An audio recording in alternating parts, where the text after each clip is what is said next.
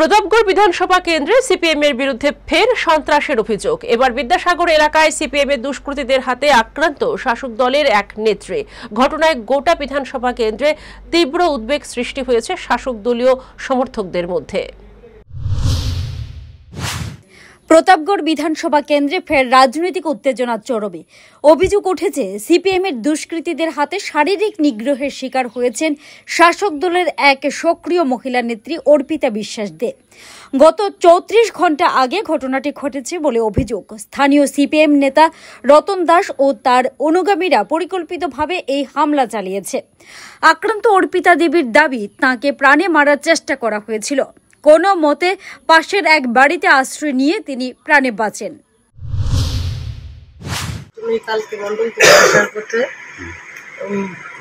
গ্রামীণ ব্যাংকের গুলি দিয়ে আসলাম, তো রাস্তার মধ্যে অনেকটি বাইক দাঁড়ানো।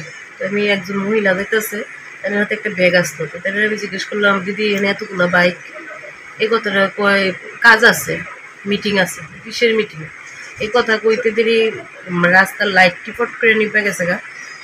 পেছন থেকে এলো পাথারি, 5-6 জনে সেটা আমার গলায় পিঠে যেমনে পারতেছে না, গলায় চিপ দিয়ে ধরছে, হাতের থেকে মোবাইলটা নিয়ে মোবাইলটা ভেঙে লাগছে।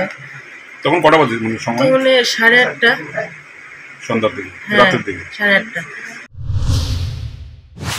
এই ঘটনার খবর ছড়িয়ে পড়তে গোটা প্রতাপগড়ে তীব্র চাঞ্চল্য সৃষ্টি হয়।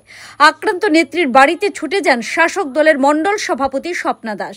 তিনি ঘটনাটির তীব্র প্রতিবাদ জানিয়ে বলেন, সিপিএম আবার তাদের পুরনো হিংসাত্মক রাজনীতিতে ফিরে যাচ্ছে।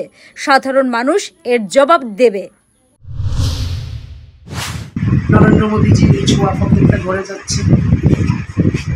এই যে উন্নয়ন, যারা দীর্ঘদিন সন্ত্রাসের রাজত্ব কায়েম করে উন্নয়ন থেকে সাধারণ মানুষকে দূরে রেখেছে, সাধারণ মানুষদের নিয়ে শুধু রাজনীতি করেছে, চাঁদাবাজি, জুলুমবাজি, মিছিল মিটিংয়ে না যাওয়ার জন্য অন্যায় অত্যাচার, বিশেষ করে মহিলারা এই দীর্ঘ লাল আমলে যেভাবে নির্যাতিত, নিপীড়িত, শোষিত, লাঞ্ছিত, বঞ্চিত হয়েছে।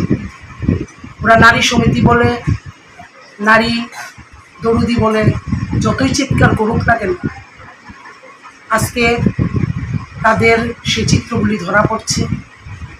এগুলি তারা আজকে করতে পারছে না বলে গতকাল রাতে আমাদের ভারতীয় জনতা পার্টির মহিলা কার্যকর্তার উপর প্রতিদিনের মতন বরাবরই কালকে মন্ডল থেকে বাড়িতে আসার পথে ডিওয়াইফের যে নেতা রয়েছে, যার মাথায় ডিওয়াইফের যে নেত্রী নীলাঞ্জনা রায়।